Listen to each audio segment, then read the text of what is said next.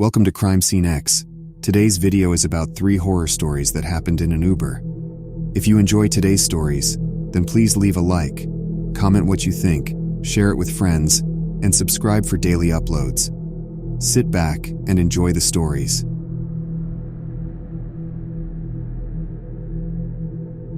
It was a late Friday night, the clock inching dangerously close to midnight. Public transportation was out of the question, so I reluctantly opened my Uber app and requested a ride. Moments later, the app buzzed to let me know my driver had arrived. Grateful, I grabbed my bag and hurried outside. The car was a black sedan, immaculate as though it had just rolled off the lot. Something about it unsettled me, but I brushed it off, attributing it to my exhaustion. "Good evening," the driver greeted, his voice tinged with an unidentifiable accent. "Been a long day?" "Too long," I mumbled, sinking into the back seat. For a while, we drove in silence. But soon I realized we were veering off my usual route. The city's skyline gave way to a disquieting expanse of abandoned buildings and vacant lots. "Is this a shortcut?" I questioned, my pulse quickening. "Yes," was his curt reply. I fumbled for my phone and glanced at the app. My heart sank. We were off route, and the photo of the driver didn't match the man in the front seat. "Where are we going?" I asked, my voice betraying my fear. "You'll find out," he answered chillingly, locking the car doors with a soft click. In a desperate move, I dialed 911 and hid my phone under my coat, whispering the details of my situation as quietly as I could, hoping the operator got the message. But I knew time was not on my side. Abruptly, the car turned into an isolated parking lot. The driver killed the engine and looked at me through the rearview mirror, his eyes devoid of emotion. "We're here." He stepped out and opened my door, pulling a zip tie from his pocket. Panic surged through me as he bound my wrists together. "Comfortable?" he sneered. I looked around desperately, praying for the police to arrive. But the lot remained ominously quiet. Realizing I had to take matters into my own hands, I remembered the tiny pocket knife on my keychain. As he walked to the front of the car to retrieve something from the glove box, I fumbled awkwardly with my bound hands, inching the keychain out of my pocket. I finally managed to get the knife out and began sawing through the zip tie. My heart was pounding so loudly I was sure he could hear it. He turned back toward me, holding something. Another zip tie, maybe. But before he could reach me, I had cut through my restraints. Seizing the moment, I lunged for the door and kicked it open with all my might, sending him staggering back. Just then, the sound of sirens filled the air. Police cars screeched into the parking lot, their lights flooding the space. I collapsed to the ground as officers swarmed out and apprehended the man. Later, I would learn he was a suspect in multiple disappearances. I was one of the lucky ones, they said. But as I sat there trembling, watching him get shoved into a police car, I realized I would never feel lucky taking an Uber again.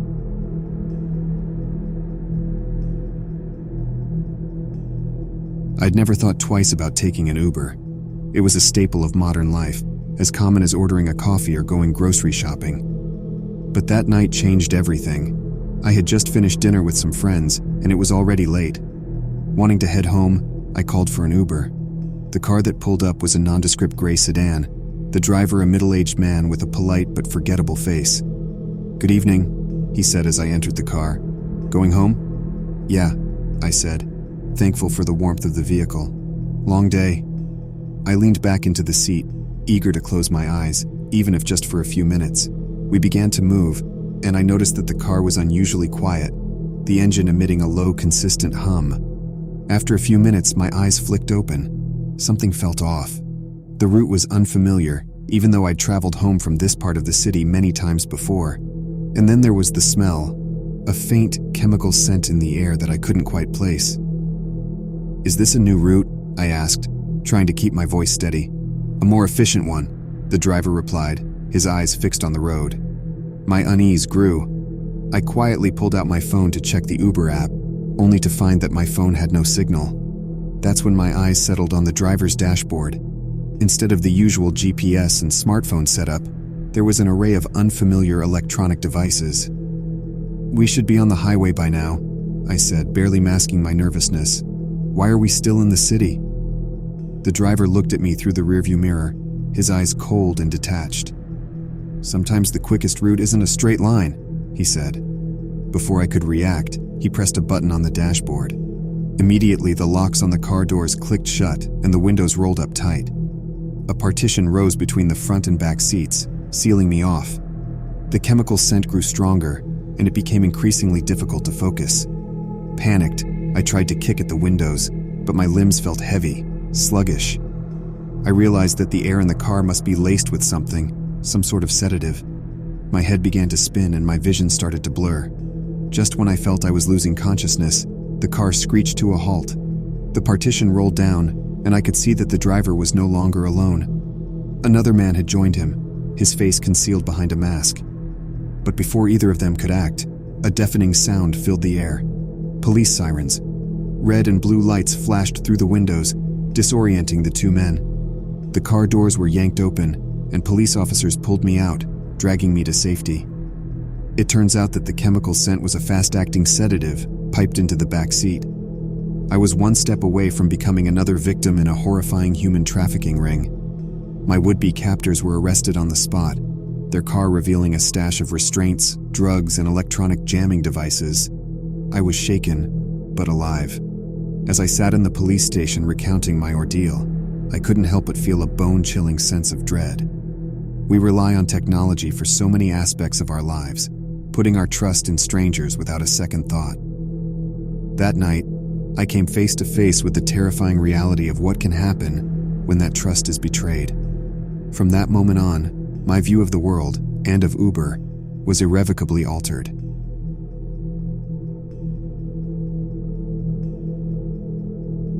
I had just finished dinner with some old college friends, and it was time to head home. We said our goodbyes, and I stepped onto the sidewalk to wait for my Uber. It arrived promptly, a nondescript black sedan. I climbed into the back seat, grateful for the air conditioning on this hot summer night. "How was your evening?" the driver asked, his eyes meeting mine in the rearview mirror. "Great, actually. How about you? Busy night?" "Not really," he said, a faint smile crossing his lips. "But the night is still young." We drove in silence for a few minutes, the car winding its way through the darkened city streets. It was only when we got onto the highway that I realized we were heading in the opposite direction of my home. I think you're going the wrong way," I said, pulling up the map on my phone for confirmation. The driver looked at me again in the rearview mirror, this time locking eyes with me. "Oh, I know exactly where I'm going." My heart began to pound. "What do you mean?" His voice dropped to a whisper. "I'm going to kill you." Time seemed to slow down as adrenaline surged through my body. In a split second, I unlocked the car door and threw myself out, tumbling onto the shoulder of the highway as the car sped away.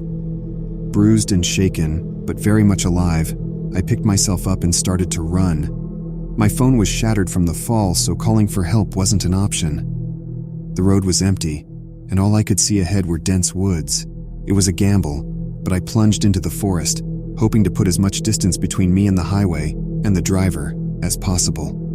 Branches snagged at my clothes and scraped my skin, but fear propelled me forward. Finally, I saw lights through the trees. I emerged onto a smaller road, and there it was, a gas station, glowing like a sanctuary in the night. I burst through the door, frantically explaining my situation to the startled attendant. He immediately let me use the store's phone to call a friend. When my friend picked me up, I was still in a state of disbelief over what had just happened. We went straight to the police station where I filed a report. The driver was never found and the investigation eventually went cold, but the impact of that night stayed with me. Every time I consider taking a rideshare, my hand freezes over my phone. The ease and convenience no longer feel worth the risk. I can't help but remember that night, the woods and the gas station that saved my life. Thanks for watching. If you haven't already, please like the video, comment what you thought, and subscribe for daily uploads.